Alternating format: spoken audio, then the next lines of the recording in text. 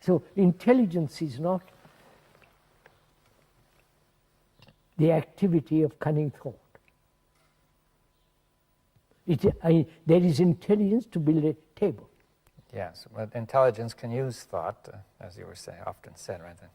Intelligence can use thought. Yes, or thought can be the action of intelligence, would you put it that way? Yes. Or it could be the action of memory. Huh? That's it. Either the action is born of memory, and therefore memory is limited, therefore thought is limited, and it has its own activity, which then brings about conflict. Yes. I think this would connect up with what people are saying about computers. You see, every computer must eventually depend on some kind of memory, Memory, yes.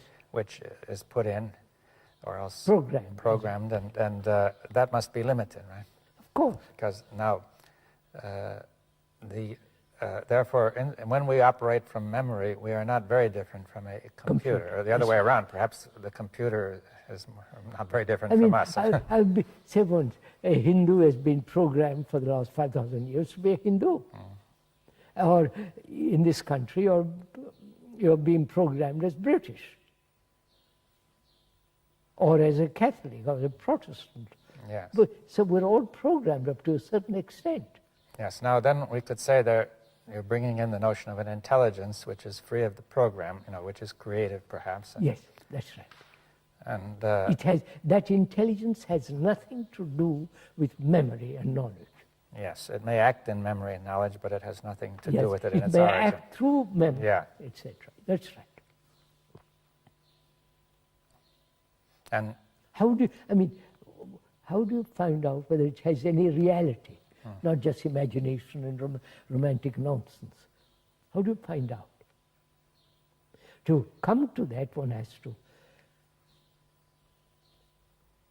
go into the whole question of suffering, whether there's an ending to suffering. And as long as suffering and fear and the pursuit of pleasure exist, there cannot be love.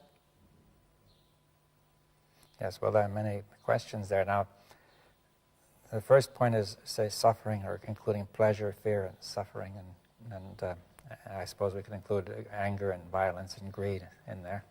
Of course, otherwise... yes. Now, we could say that all those, we're saying, first of all, that all those are the response of memory. Yes. They're nothing to do with intelligence. All part of thought and memory. And that as long as they are going on, it seems to me that intelligence cannot operate in thought. That's right. Or through thought. So there must be a freedom from suffering.